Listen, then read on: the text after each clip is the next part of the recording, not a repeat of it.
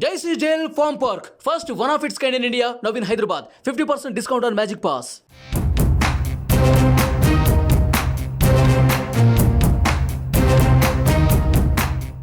దేశవ్యాప్తంగా లోక్సభ ఎన్నికలు జరుగుతున్నాయి. అన్ని పార్టీలు ప్రచారంలో బిజీ అయిపోయాయి.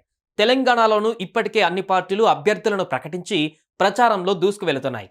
ఈ క్రమంలో తెలంగాణ పార్లమెంటు ఎన్నికలలో జనసేన పోటీ చేస్తుంది అన్న వార్త పొలిటికల్ సర్కిల్స్లో చక్కర్లు కొడుతుంది. నిజంగానే తెలంగాణ ఎన్నికలలో జనసేన పోటీ చేస్తుందా?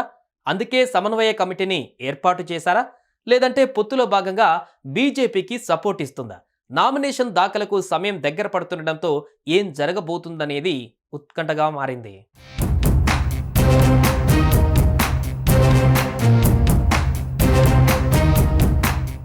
ఆంధ్రప్రదేశ్ ఎన్నికలలో జనసేన పార్టీ 22 అసెంబ్లీ 2 పార్లమెంటు స్థానాలలో పోటీ చేస్తోంది. ఇప్పటికే మొత్తం అభ్యర్థులను ప్రకటించారు. గత ఎన్నికలలో ఘోర పరాజయం పాలైన జనసేన అధినేత పవన్ కళ్యాణ్ ఈసారి ఎలాంటి తప్పులు జరగకుండా జాగ్రత్తలు తీసుకుంటున్నారు. కూటమితో కలిసి ఎన్నికల సభలు, రోడ్డు షోలు, బహిరంగ సభలతో ఫుల్ జోష్లో ఉన్నారు. వైసీపీ ప్రభుత్వాన్ని పడగొట్టడమే లక్ష్యంగా దగ్గరుండి కూటమిని ఏర్పాటు చేశారు. ఈ సందర్భంగా సినిమాలకు పూర్తిగా విరామం ఇచ్చి రాజకీయాలపై ఫోకస్ పెట్టారు.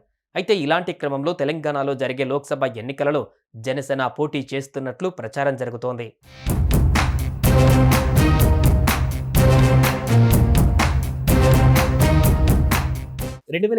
తెలంగాణ అసెంబ్లీ ఎన్నికలలో పలుచోట్ల జనసేన పోటీ చేసింది.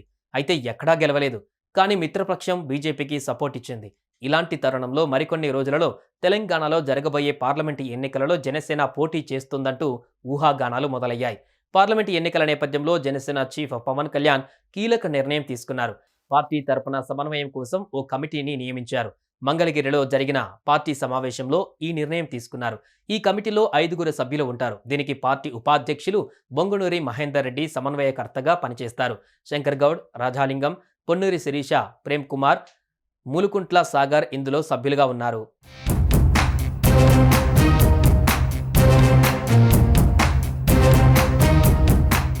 అనూహ్యంగా తెలంగాణ లోక్సభ ఎన్నికలకు సంబంధించి సమన్వయ కమిటీని ఏర్పాటు చేయడంతో జనసేన పోటీ దాదాపు ఖాయమైనట్టు తెలుస్తోంది. ఎన్డీఏ కూటమిలో భాగంగా ఏపీలో పోటీ చేస్తున్న జనసేన తెలంగాణలోనూ పొత్తులో భాగంగానే పోటీ చేస్తుందా అనేది తెలియాల్సి ఉంది. అసెంబ్లీ ఎన్నికలలో బీజేపీతో పొత్తులో భాగంగా 8 స్థానాలలో పోటీ చేసి ఓటమి పాలైంది. మరి లోక్సభ ఎన్నికలలో పోటీ చేసి తెలంగాణలో ఖాతా ఓపెన్ చేస్తుందా అనేది వేచి చూడాలి. అయితే ఇప్పటి వరకు 17 లోక్సభ స్థానాలకు గాను ఒక్క నియోజకవర్గానికి కూడా అభ్యర్థులను ప్రకటించకపోవడం గమనార్హం. నామినేషన్ ప్రక్రియకి ఇంకా కేవలం 5 రోజులు ఉంది. ఇలాంటి సమయంలో ఈ సమావేశం ఏర్పాటు చేయడం పైన సర్వత్రా ఆసక్తి నెలకొంది. మరి జనసేన ఈసారి ప్రత్యక్షంగా పోటీలోకి దిగుతుందా, లేక గతంలో లాగా ఇతర పార్టీలతో పొత్తులో బరిలోకి దిగుతుందా చూడాలి.